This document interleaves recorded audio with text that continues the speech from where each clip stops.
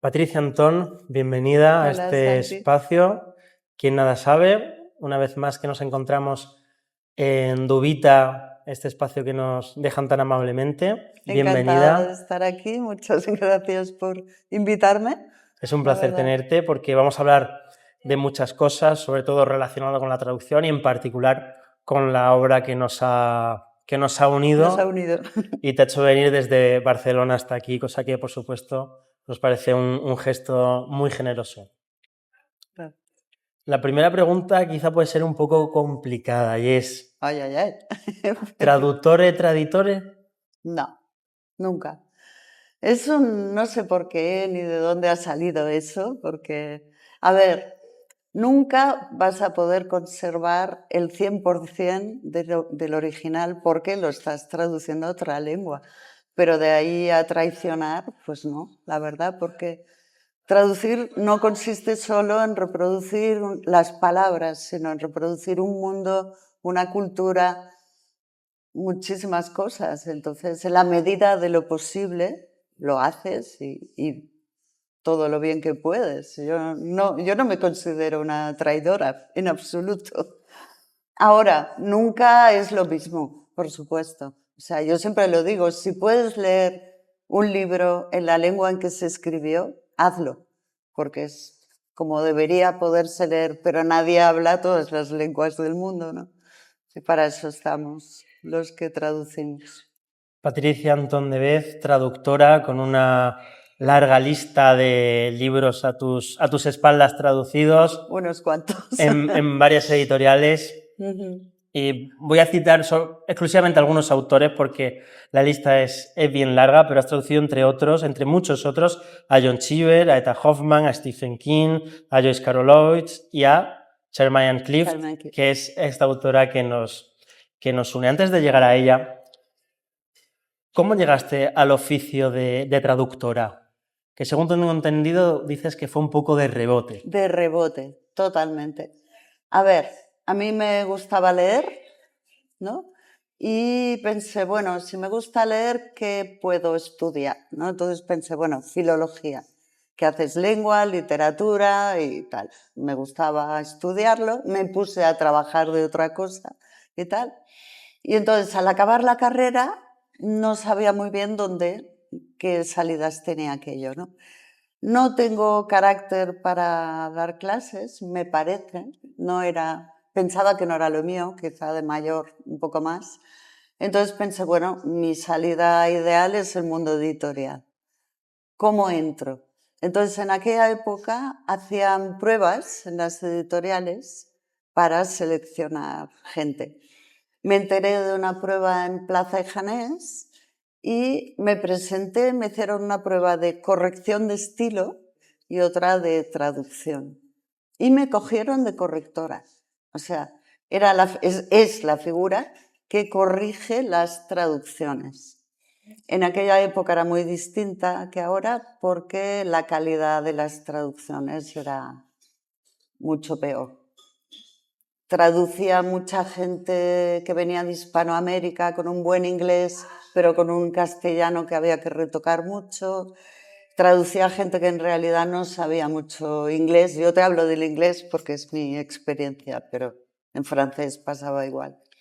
Entonces las traducciones se retocaban mucho, mucho, porque había que cotejar, que estuviera bien, que dijera realmente lo que decía el texto original. Los traductores pasaban mucho y se dejaban cosas, esto no lo sé, pues no lo traduzco, y de este plan. Entonces empecé así, que es una gran escuela, porque aprendes todos los tics del oficio, todas las trampas.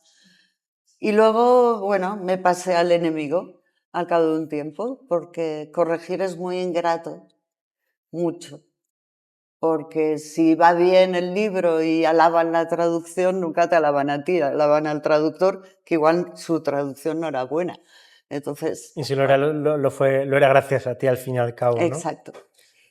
Total, al final me ofrecieron una primera traducción y pensé, bueno, pues me lanzo. Empecé con novela romántica, hice hasta fascículos de jardinería, lo que me cayera en las manos.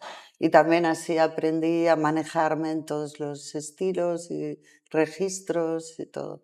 Y poco a poco, bueno, fui mejorando, digamos, me fueron dando cosas más interesantes y hasta el sol de hoy, que he traducido de todo. De todo. Estudiaste filología hispánica. Filología hispánica, porque todo el mundo te pregunta, ¿tú traduces? Pues supongo que sabes mucho inglés. Y yo Por ahí siempre les contesto. va encaminada la pregunta. Claro, y yo siempre les contesto, un momento, yo lo que sé es mucho castellano. Claro, tienes que dominar la lengua de destino, sobre todo. También la de partida, por supuesto. Pero lo más importante es que sepas redactar bien en tu propia lengua. O sea, para mí fue básico. Luego aprendí inglés. Tuve una buena profe en el cole, tuve muy buena suerte, una buena base. Y luego viajé porque la tontería que tuve un novio americano y acabé viajando mucho y aprendiendo pues con inmersión. Y entonces fue cuando decidí pasarme un poco a la traducción, ¿no? Más en serio.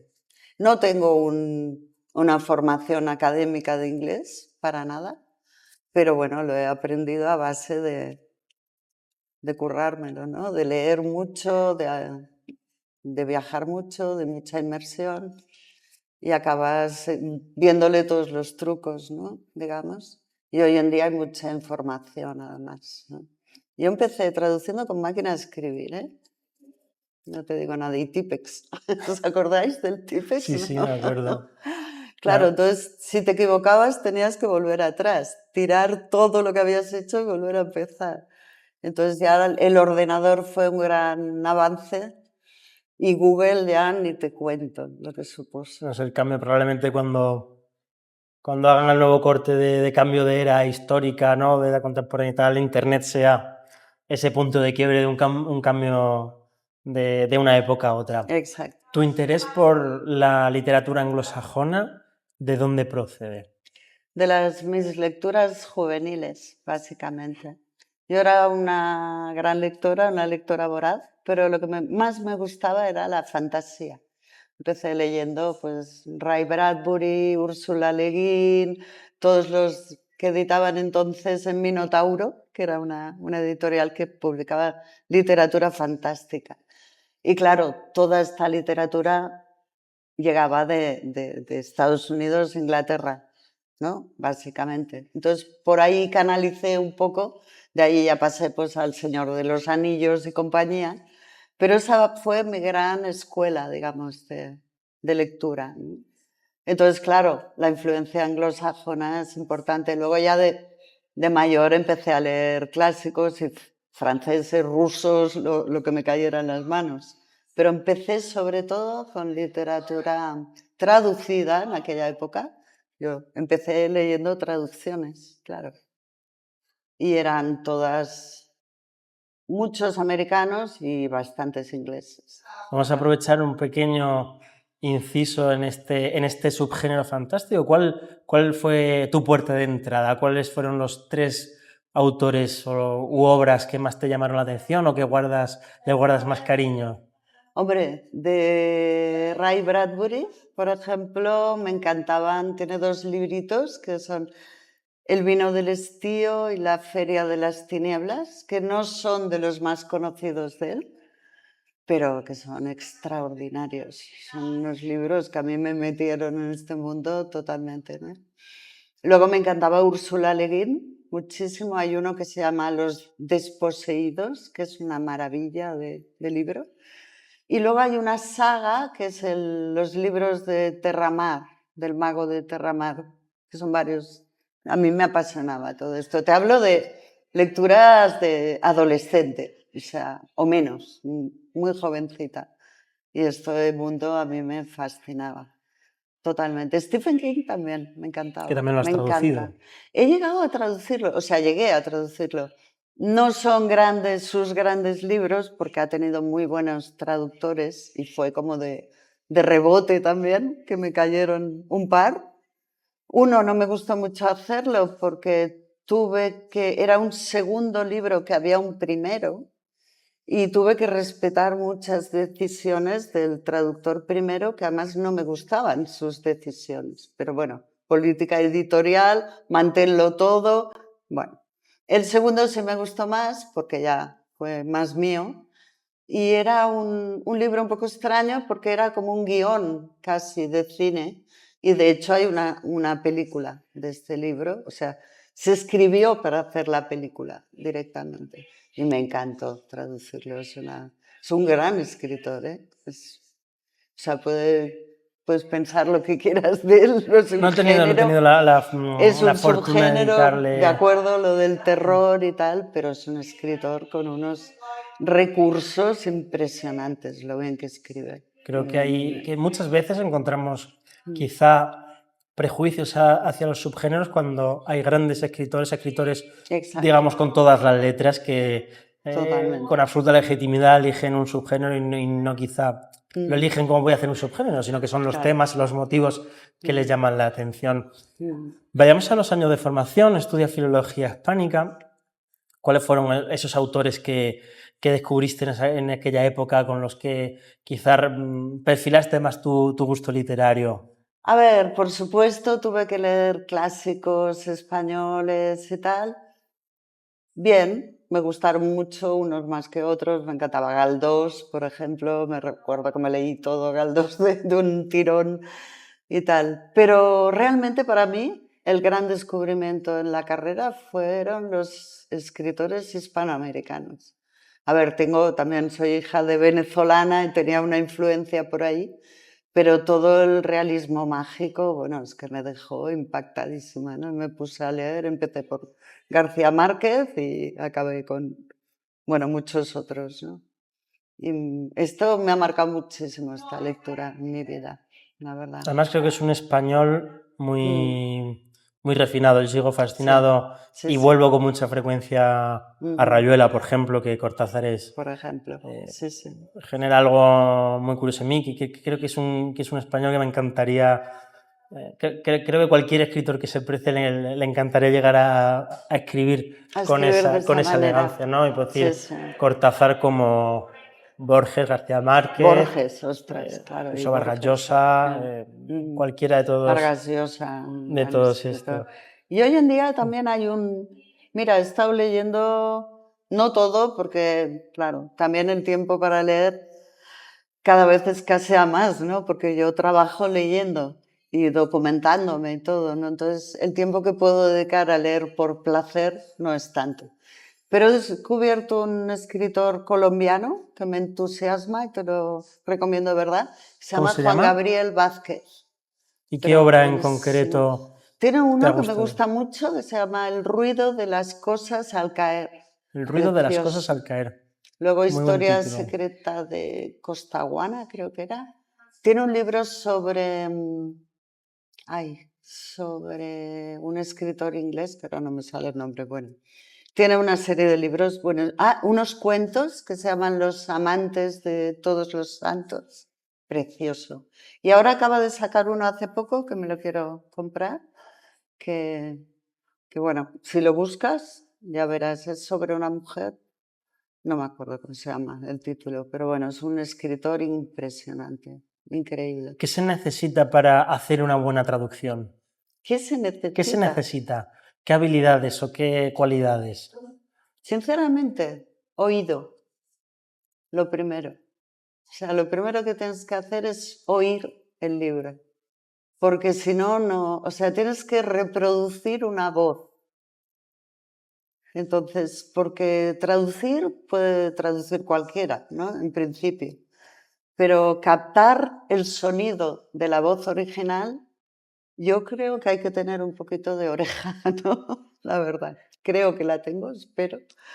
Y es lo que más cuesta siempre de cada libro. A los editores les gusta hablar del tono y te dicen mucho, a ver si le coges bien el tono a esta autora, por ejemplo, porque el tono es lo más importante, es lo que marca que sea una buena traducción, yo creo.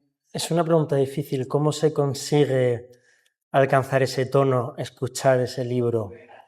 Quizá metiéndote dentro, viviéndolo.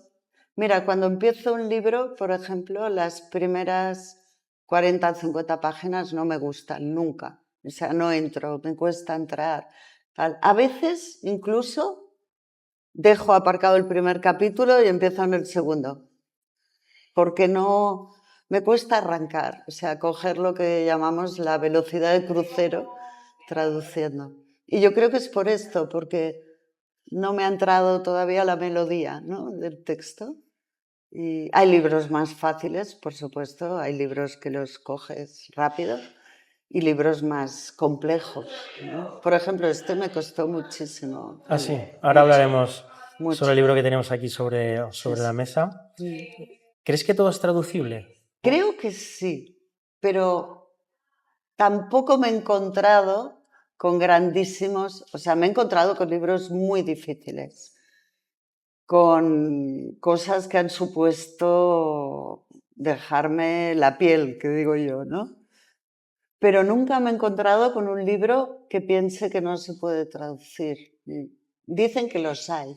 ¿Cuáles han sido esos libros que en los que te has dejado la piel y los ojos, probablemente? Me dejo bastante capa en todos, pero sobre todo, por ejemplo, traduje una historia de la esgrima, del deporte de la esgrima, que además lo acaban de reeditar.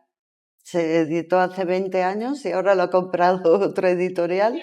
Lo ha ampliado un poco porque le recortaron el original y lo ha vuelto a sacar. Este libro fue, bueno, sudor, pero claro, primero de una disciplina de la que yo no sabía nada. Algo sabía porque mis hermanos la practican, pero yo no. Entonces, acabé yendo a clases de esgrima para poder entender de qué estaban hablando, ¿no? O sea, de los combates. Bueno, eso sí que es implicación por las letras. Sí, sí, sí. Pero eso es muy bonito, este trabajo, ¿no? Poder, por ejemplo, un detalle. Una vez me pidieron un libro no muy bueno, pero escrito por una autora dominicana criada en Estados Unidos, que escribía en inglés, pero quería que la tradujeran con sabor dominicano. ¿Cómo lo ves? Total, digo, bueno, sabor dominicano. Y el editor me dijo... ¿Te fuiste a República Dominicana 2 semanas de vacaciones? No, casi, pero no. El equivalente, ya te cuento. El editor me dijo, como tu madre es venezolana, a lo mejor, digo, hombre, son dos países distintos, ¿eh? Creo que el léxico no es el mismo, pero bueno. Y resulta que en Barcelona vivo cerca del barrio donde vive la comunidad dominicana. Entonces me acuerdo que me fui a la peluquería y entré allí con mi listita y les empecé a preguntar cosas. Por ejemplo, ¿cómo se dice? ¿Vosotros decís chupachú? Sí. ¿Cómo se dice chupachú en Santo Domingo? ¿Cómo se dice? Bolón de caramelo. Bolón de caramelo. Pero claro, en Colombia, en Venezuela, en Argentina se dice diferente, con lo cual tienes que esto. Entonces, te cuento esto para que veas la investigación que uno tiene que hacer a veces con los libros. Mucho más antes, cuando no teníamos Google ni inteligencia artificial, como tenemos ahora, ¿no? Pero, claro, hay que buscar mucho. Documentarte es muy importante. Entonces, los libros que más me han costado quizá son los que más he tenido que buscar. O sea, me cuesta menos reproducir un diálogo, una novela puramente, o sea, cuesta más reproducir a mí, por lo menos, todo lo que lo rodea que la novela en sí, o los diálogos, o las escenas. Has adelantado un poco la próxima pregunta, y es si te sientes, o crees, más que si te sientes, si crees que la inteligencia artificial amenaza la labor de la traducción o no puede llegar a ese lado íntimamente humano, profundamente humano que se requiere para este tipo de obras, sobre todo las literarias, las artísticas, porque a lo mejor un manual técnico sería distinto. El problema aquí yo creo que es de de apreciación. O sea, la inteligencia artificial para mí es una herramienta y es una herramienta magnífica, pero para lo que te contaba antes, para documentarme. Con la inteligencia artificial ahora quizá no necesitaría ir a una peluquería dominicana. ¿Por qué? Porque se lo puedo preguntar cómo se dice esto en Santo Domingo, ¿no? Como tal, es fantástica. Ahora, intentar pensar que una inteligencia artificial es capaz de reproducir una voz humana, yo creo que no. Yo creo que no puede. O sea, ahí es donde está el quid de la cuestión. Creo que va a hacerle mucho daño a otro tipo de traducción. La traducción técnica, Claro. la interpretación, claro, traducción simultánea, yo creo que va a sufrir, porque claro, es una herramienta rápida, eficaz, más barata, y claro, ahí cómo compites con eso. Pero la literaria, de momento no. De momento no lo sé si llegará a hacerlo, porque es como decir, tú irías a ver un concierto de violín tocado por un robot, no lo sé, yo no. no creo, ¿no? O por un pianista, pues yo prefiero ver a Marta Argerich o alguien así que no un robot. Ni leería una novela de un... Exacto. Solo de una IA. Otra cosa es que el escritor o el traductor le haya servido para contrastar una idea, para mejorar una frase, en cuyo caso a mí me parece útil y creo que es una herramienta muy interesante. Mira, te cuento una escena que lo explica bastante bien. Ahora los editores que tienen una empresa, por supuesto, yo lo entiendo, se plantean la posibilidad de que darnos una traducción hecha con inteligencia artificial y que nosotros la corrijamos, ¿no? Lo llaman poseditar. Bueno, vemos en la era del post todo, ¿no? Todo es post. Un editor me lo llegó a proponer.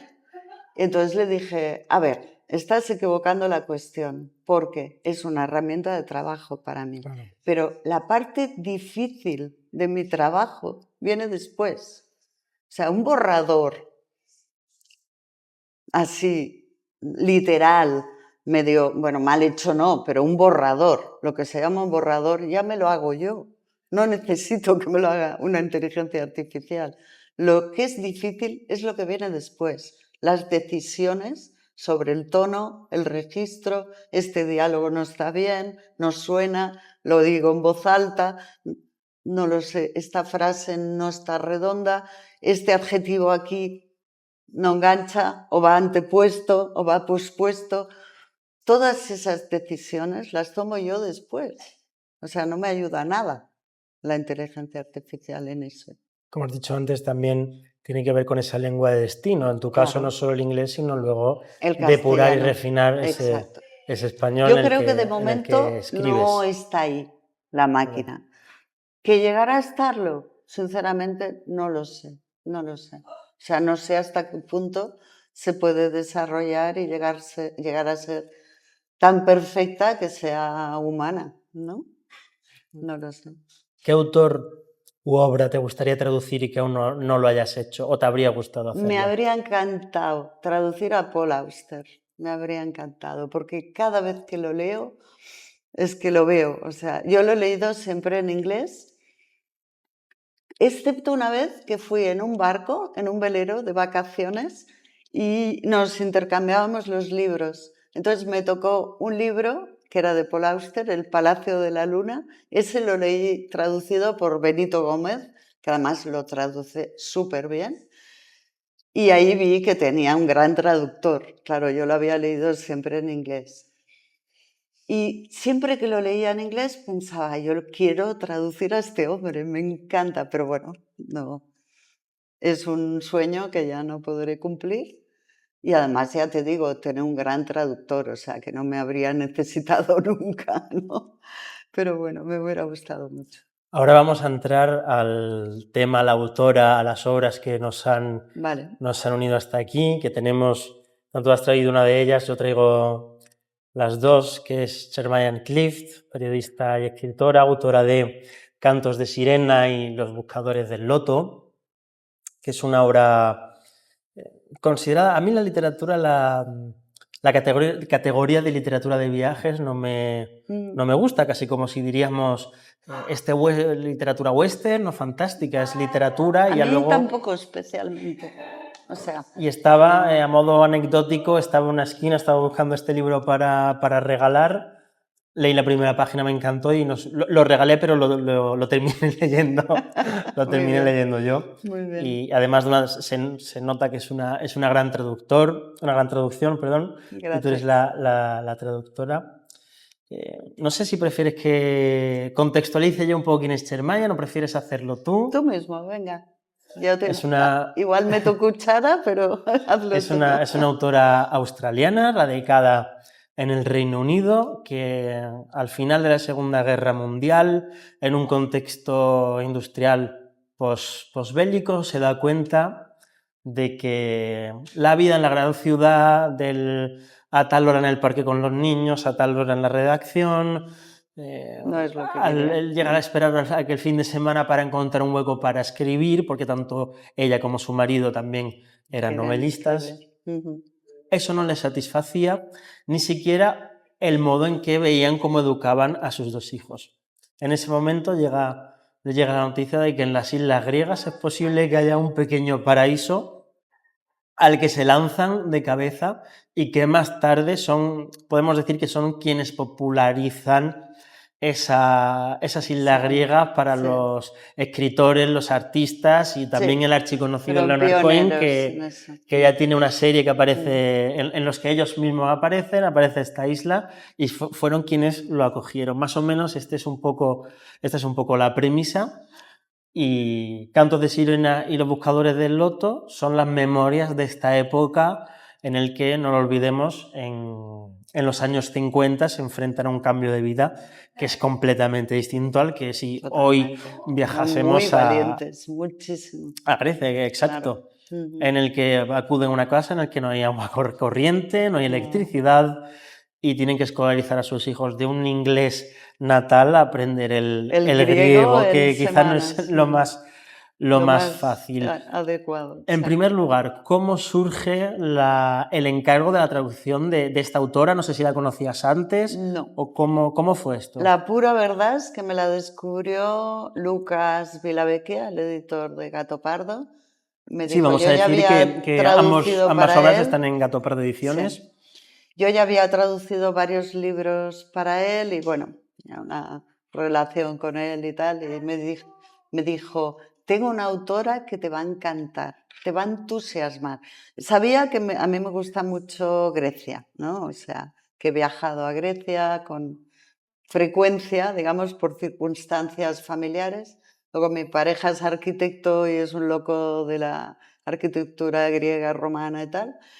Y bueno, entonces pensó en mí porque creyó que me iba a gustar. Y bueno, acertó plenamente porque me enamoré.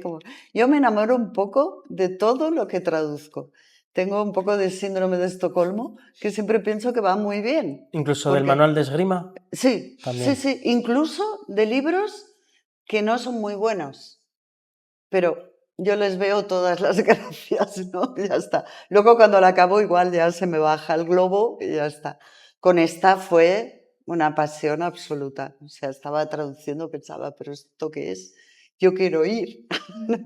Entonces, te explico lo que pasó con este libro. Hay una traductora del griego moderno y del ruso que se llama Selman Zira.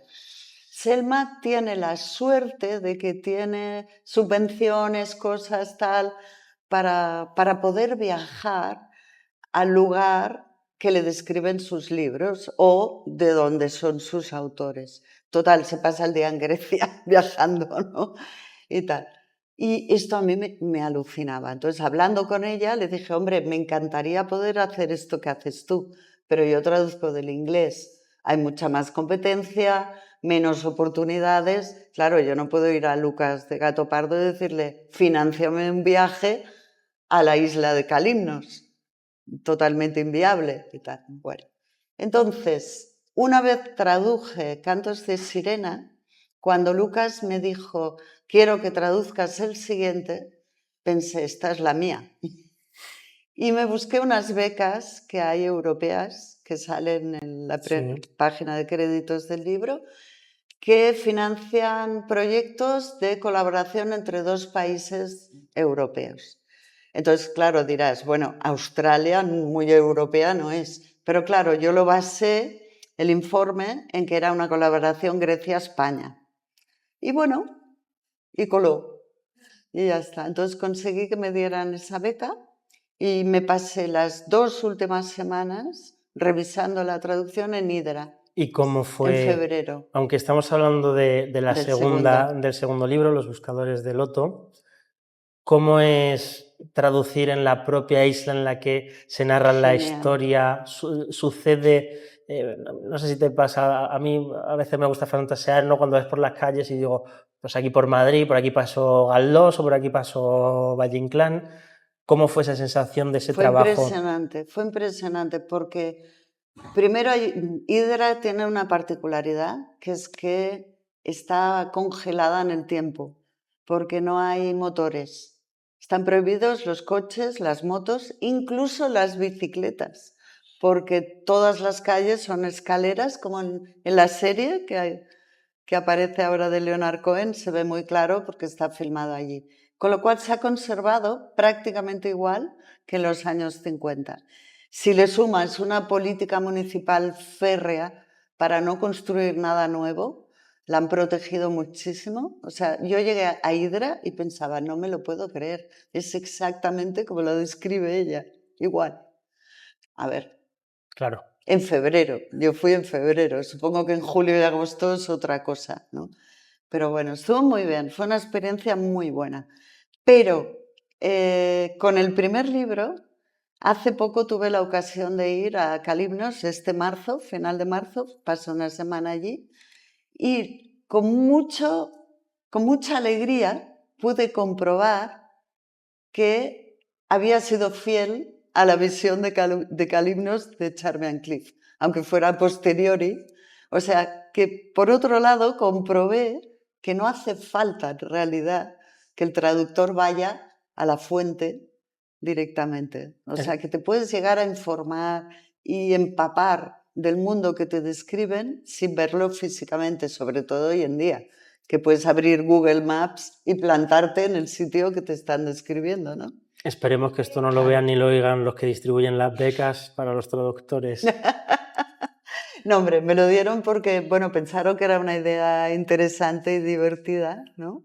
Tuve suerte porque en uno de mis viajes a Grecia, cuando ya había traducido el primero, me ofreció Lucas el segundo y yo estaba en Grecia en ese momento.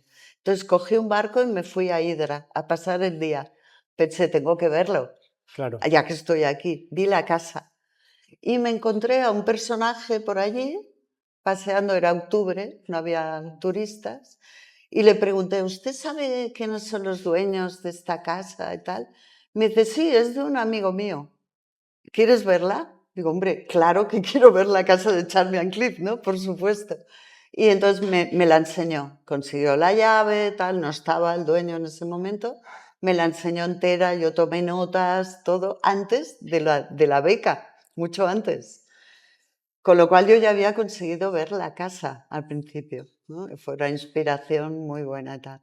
Pero claro, lo de plantarme 2 semanas allí fue estupendo, estupendo. Probablemente una de las mejores experiencias. De las mejores que he tenido, la verdad. En la primera obra, en Cantos de Sirena, encontramos a una mujer escritora, esposa y madre que ve cómo cambia la vida de la suya y de su familia de la noche a la mañana, llegar en un barco, en un tipo de embarcación que se llama caique, que es la palabra que probablemente que me invitó a ir al diccionario porque la desconocía.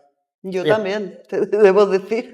Y a partir de ahí vemos cómo se desarrollan los acontecimientos en un cambio cultural, de valores muy llamativo y también en un contexto verdaderamente paupérrimo en el que no desvelo realmente nada porque creo que lo importante de la obra, sobre todo la primera, es esa mirada, ¿no? En el que los pescadores de esponjas son héroes homéricos que se juegan, cuando no la vida, sus extremidades para alimentar a su familia, y al mismo tiempo una Kalymnos, esta isla,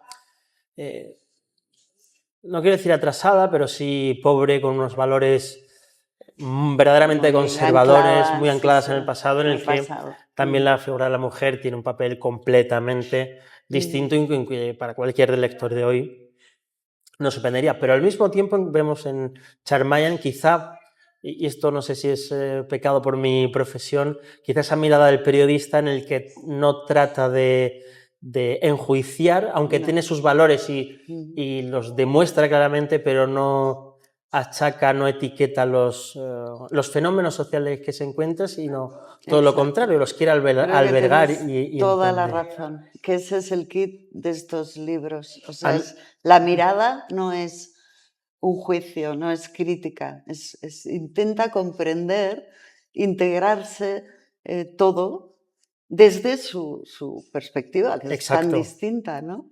Y te diré que la gente lo entiende, porque fíjate que ella misma comenta que era la única mujer que podía entrar en las tabernas. Exacto. Y la admitían, ¿no?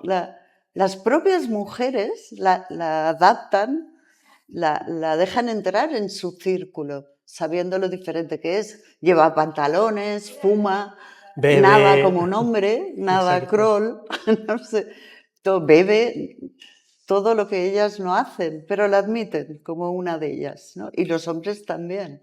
Es muy curioso dónde se sabe situar ella en esa sociedad. Creo que es parte del encanto de estos libros, ¿no? Al mismo tiempo, nos ofrecen una visión, pero no una crítica, ¿no? Desde luego, yo creo que a mí en parte lo que más me ha gustado, y recuerdo ese capítulo en el que habla sobre la figura de la mujer en Kalymnos, que no hace concesiones porque evidentemente no le parece bien el estilo de vida de las mujeres, pero no les imputa ni a ellas ni a los hombres ningún tipo de juicio taxativo, simplemente tendrán que aprender a mejorar la convivencia. También son obras en las que, por supuesto, el mar está muy presente, básicos, que es un personaje central, sobre todo, y vuelvo a lo de antes, a este carácter homérico de esos pescadores que durante 6 meses se dedican a vivir en la taberna, bebiendo sin parar e invitándose unos a otros. Porque saben lo que se les avecina, ¿no? Exactamente, porque luego tienen que subirse 6 meses a otro barco en el que se van a jugar la vida para traer ahorros a sus familias, y durante ese tiempo madres solas que tienen que vivir con lo que encuentran, en el que los mercados se desabastecen, y encontramos ese mar, esa vida social, la pobreza, la figura de la mujer, unos hombres embrutecidos también quizá no tanto por sus valores que también, sino por la circunstancia que tienen que vivir, porque quien más que menos ha perdido algún miembro en este trabajo. ¿Qué fue lo que más te llamó la atención a medida que los leías o los traducías? Esto, lo que más me impresionó fue lo de los pescadores de esponjas. Y de hecho, esta semana que he estado en Kalymnos este año, lo he vivido muy de cerca porque tienen un museo especializado en los pescadores. Es que se me ponen los pelos de punta, porque tienen todo. O sea, todo lo que utilizaban, primero bajaban a pulmón libre, que ya explica mucho de esto, luego empezó la escafandra esta con un tubo que subía hasta el barco y tiraban del tubo y lo subían, una cosa, y te explican todo, incluso hay un vídeo que te lo pasan ahí en el museo y de verdad es espeluznante. Más el día que fui al museo estaba sola, llovía a cántaros, y el director del museo se sentó conmigo, me enseñó el vídeo, me explicó que uno de los del vídeo era su tío abuelo y que había muerto en una de las bajadas y tal. O sea, claro, luego me contó que había un lenguaje de los pañuelos de las mujeres. Cuando volvían los barcos después de 6-7 meses en alta mar, las mujeres los recibían en la orilla. Entonces, las que habían perdido un marido, un hijo o un padre, llevaban pañuelo negro. Las que no habían perdido a nadie, pero se les había ido un novio o un tal, lo llevaban blanco, esperando tal. Luego había varios grados, ¿no? Los que habían perdido un sobrino, no sé qué tal, había varios colores de pañuelos según el hombre que se te había muerto. Era alucinante. O sea, imagínate ver esa orilla llena de pañuelos, identificar las que habían perdido un ser querido. ¿Qué tal? Bueno, una cosa, o sea, yo estaba totalmente conquistada. Y el hombre este, el director del museo, mientras me explicaba esto, le caían las lágrimas. O sea, todavía lo viven con una intensidad tan bestia, porque claro, todos tienen un abuelo, un tío abuelo, el hermano de no sé quién, todos. Porque si no morían, se quedaban tullidos, como ella explica muy bien. Exacto. ¿No?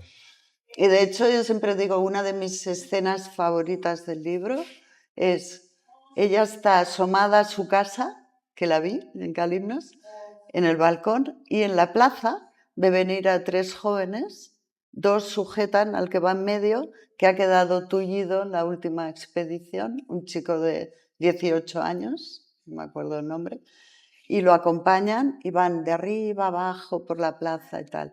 Y ella describe esta escena y describe que está llorando ella misma. Esa escena a mí me impresionó muchísimo. Entonces, cuando vas allí, ves la plaza, ves la casa, eres capaz de imaginar todo lo que suponía, o sea, la intensidad de estas vidas, ¿no? Tan bestias. Mira, te cuento una cosa rápida, es que la escafandra solo tenían una por barco. Y bajaban, y claro, el problema es que morían o se quedaban tullidos porque subían demasiado rápido, no hacían la descompresión, pero no porque no lo supieran, sino porque no había tiempo. Porque claro, si hacían la descompresión, cogían menos esponjas y no salía a cuenta el viaje. Entonces, claro, subían rápido arriesgándose a quedarse tullidos o morir. Los que tenían muy mala pata y morían, les estallaban los pulmones, ¿no? Entonces, claro, subían y no te digo la escena, era brutal. Entonces se ve que no les podían quitar la escafandra de lo hinchados que estaban, ya muertos o casi muertos. La forma de hacerlo era sangrarlos como a un cerdo, o sea, les cortaban el cuello, vaciaban la sangre del cuerpo y les quitaban la escafandra, la lavaban un poco y se la ponían al siguiente, que a lo mejor era el hermano del que acababa de morir. O sea, es una cosa, todo esto, que claro, cuando te lo explican, piensas, ella lo cuenta, pero no cuenta con todos los pelos y señales, ¿no? Esto que cuentas es terrorífico. Es espeluznante. Y me parece que por la honestidad de ese oficio, incluso digo oficio incluso por llamarlo de alguna manera, porque este dato que además yo no sabía, creo que nos permite entender mucho más y mejor el carácter heroico que tenían de todos estos hombres, y que al final también un elemento trágico de pasarse todo el tiempo que pueden en la taberna pasándoselo bien y borrachos, porque no saben si puede ser la última vez que están con sus amigos o sus familias celebrando. Volviendo a Charmayan, hay 2 cosas que me han llamado muchísimo la atención y quizá lo que más me ha gustado. Por un lado está esa forma de describir un conjunto de hábitos, de costumbres en una Grecia que al ser tan rural, en el que hay tantos valores tan particulares, cada cosa tiene un significado, y que es algo digamos, casi sociológico, sin entrar tampoco, sin ser en absoluto sesudo. Y por otro lado, la ternura constante con la que mira incluso los desmanes del Manolis. Claro, gracias. Del Manolis, que es un cara dura, que es un pícaro encantador.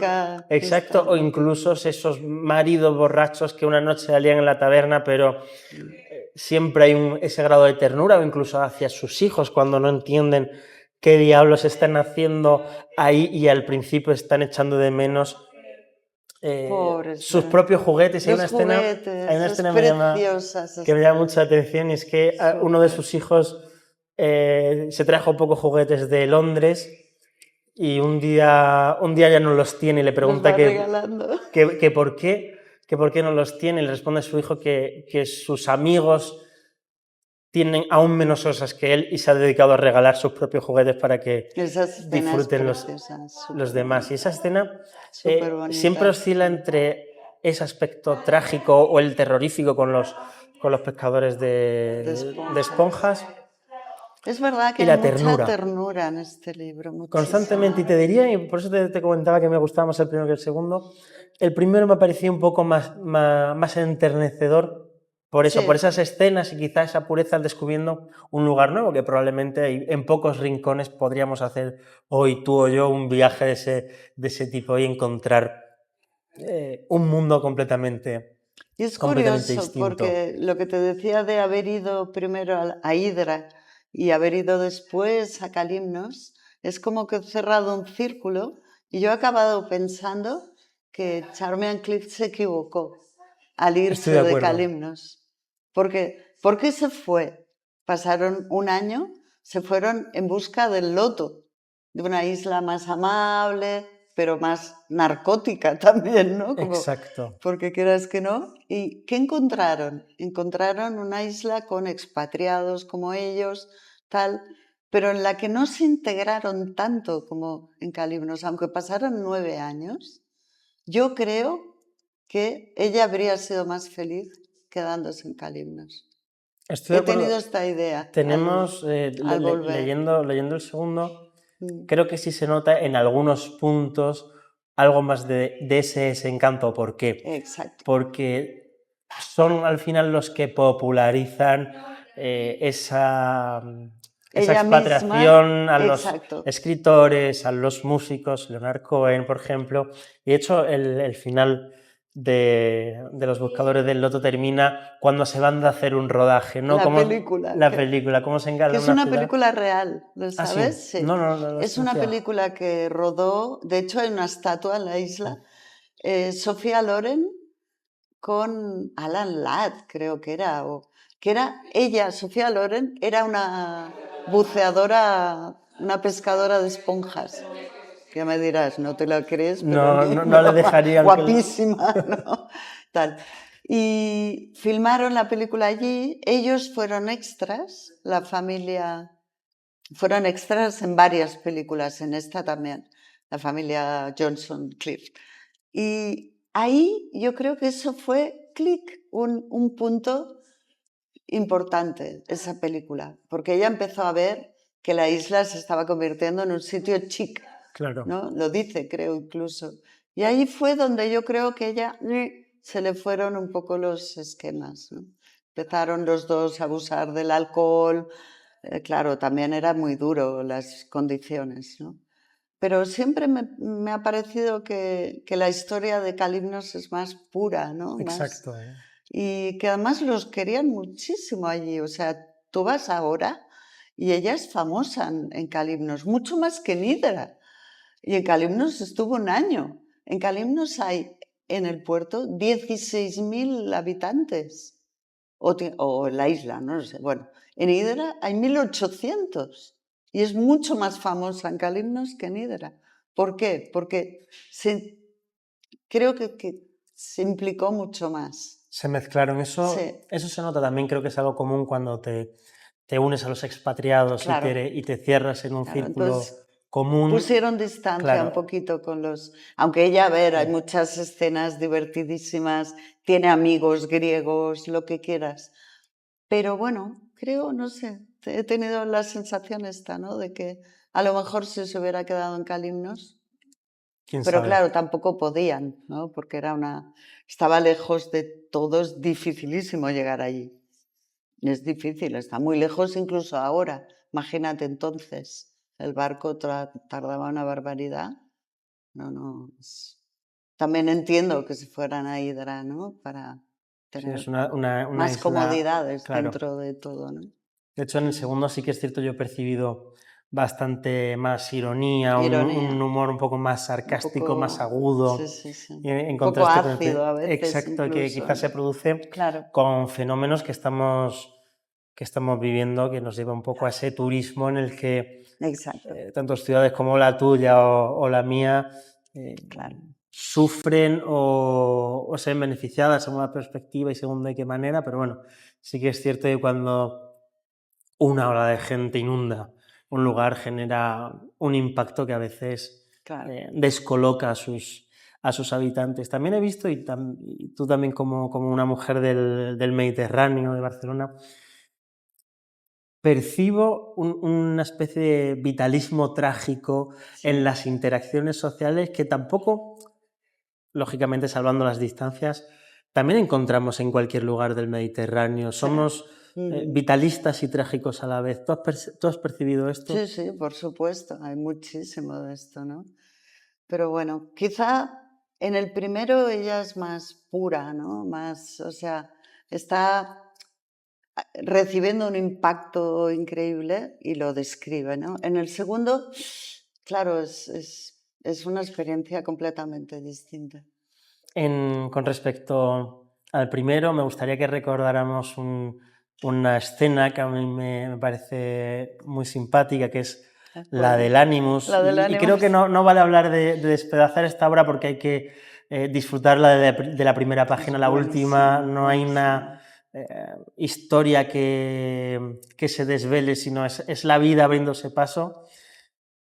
Y es ese cambio de valores de una sociedad, digamos, cosmopolita londinense a una muy, muy pobre en el que los animales están para comérselo, y es cuando los hijos de Sherman Cliff descubren esto, quieren una mascota y esa mascota es un conejo. No sé si nos puedes contar un poco qué es lo que sucede en esta secuencia. Sí, no, me da pena que sea un poco spoiler, ¿no? Pero para mí es muy importante esa escena porque este es un libro, o sea, así como el otro tiene mucho humor, aunque sea sarcástico y tal, el primero hay muchas escenas oscuras, ¿no? Sí. O sea, el capítulo de los pescadores de esponjas. El de las mujeres a mí también me es muy llamativo porque también, es muy duro. Claro, ahí teniendo hijos como locas y no sé qué, bueno.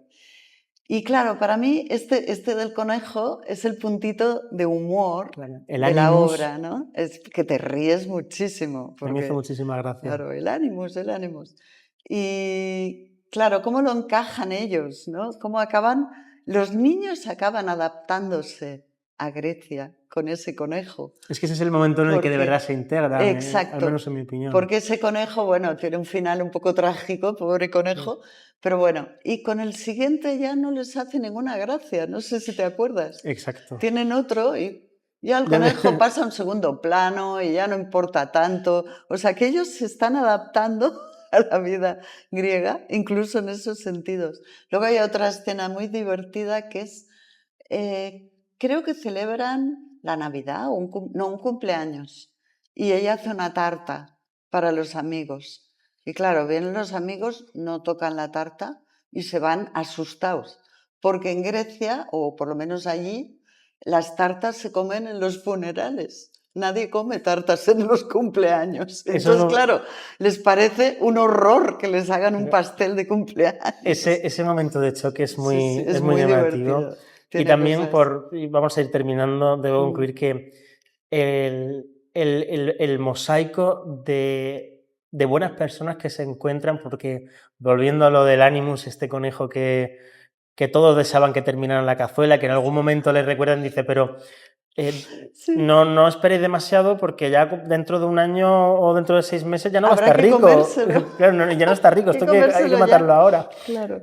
Cuando pasa eso, luego un gran parte del pueblo empiezan a querer traerle mascotas porque saben el dolor que le han causado a esos dos niños. Exacto. Y del mismo modo que ellos luego entienden que el siguiente conejo podéis hacer lo que queráis. Los de la isla entienden que no hay que comérselo. Y no se lo comen, lo entierran. Y ese cariño que tienen hacia los niños, esa ilusión que todo el mundo puede tener por una mascota que llena ese amor, y particularmente con los niños. Esos choques son divertidísimos. Y creo que son una fuente de un interés, y que es una lectura muy muy amena, muy divertida y al mismo tiempo... Muy lírica también, exacto. porque ella tiene una capacidad para el lirismo impresionante, o sea, unas escenas preciosas. El papel de Charmayan como escritora, y creo que es un logro tanto por vuestra parte, digo, la editorial y a ti, que es un libro, el primero, si no recuerdo mal, se publica en 1956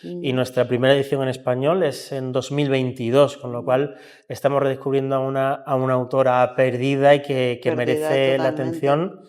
Bueno, en Australia tiene sus seguidores, ¿eh? La verdad es que es muy querida en Australia, pero solo allí. Y yo creo que en España pronto, cuando se descubran estas vale obras... la pena, la verdad. Para terminar, tenéis ya apuntado, quizá no es ni lo más llamativo, y eso se lo vamos a dejar a los próximos lectores, pero es una reflexión que a mí me ha llamado la atención, porque yo soy muy urbanita, a mí la ciudad me parece el espacio en el que me siento cómodo y... Claro.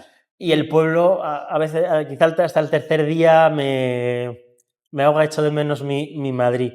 Claro. Pero tiene una reflexión que me gustó mucho y me hizo preguntarme cosas. Dice así: en las ciudades se percibe una sensación de seguridad porque salen los trenes a su hora, pasa el cartero todas las mañanas y se recogen las basuras.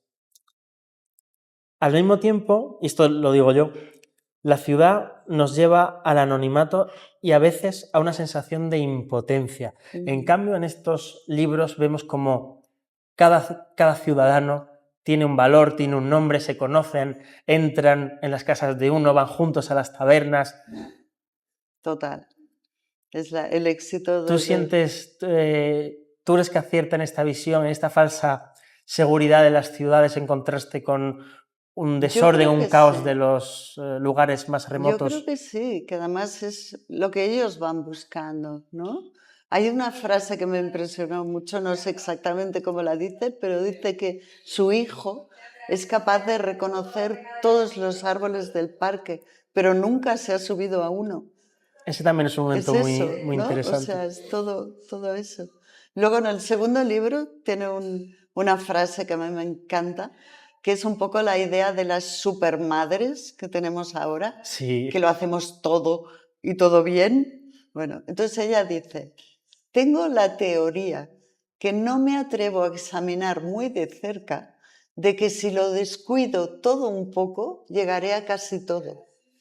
O sea, es como la idea de la supermadre actual, ¿no? Dice, si lo descuido todo un poquito, llegaré a todo, ¿no? Entonces, a mí me encanta esta visión que tiene ella de sí misma como desastre, ¿no? A mí eso me parece una genialidad, sobre todo... Buenísimo, buenísimo. Al menos en mi caso, soy un defensor del caos y no dejar las cosas a media, pero para mí lo bueno es enemigo de lo perfecto y que hay que dejar que las cosas sean y hacerlas con naturalidad. Y en Charmayan encontramos a una mujer, a una escritora que en esa forma de mirar, incluso en esa forma de relacionarse con los demás y con sus hijos, siempre hay un grado de libertad, tanto hacia los demás como hacia sí misma, ¿no? Una independencia, una autonomía para nadar como los hombres en un lugar en el que las mujeres tienen que nadar de determinada manera, y con vestido, en un lugar en el que las mujeres no pueden ir a la taberna a festejar, a celebrar y a emborracharse. Y a beber rechina, exacto. Y bueno, espero que esta conversación nos haya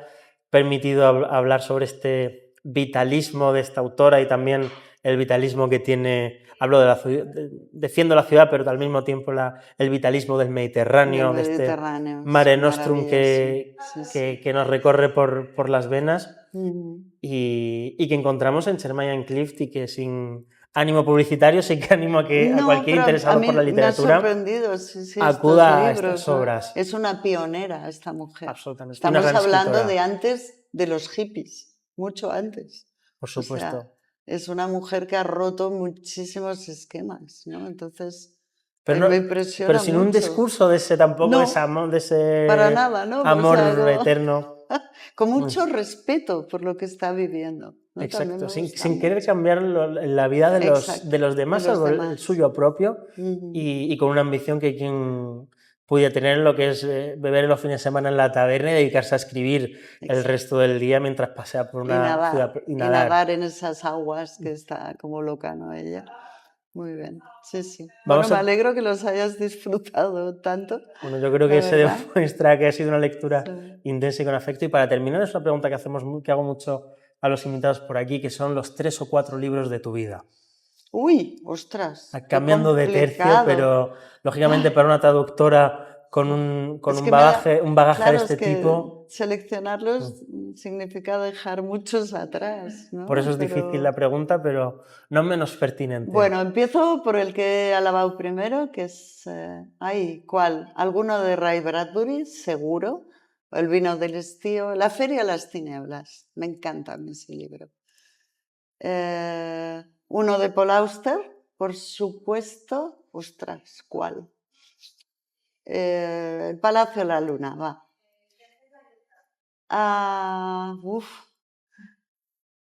De García Márquez, El amor en los tiempos del cólera, aunque no sea el más famoso, es mi favorito, de calle. Y mira, me voy a dar el lujo de decir Cantos de Sirena de Charmian Cliff, que me ha marcado muchísimo, la verdad, y entra en la categoría de mis favoritos. Bueno, sé que no son...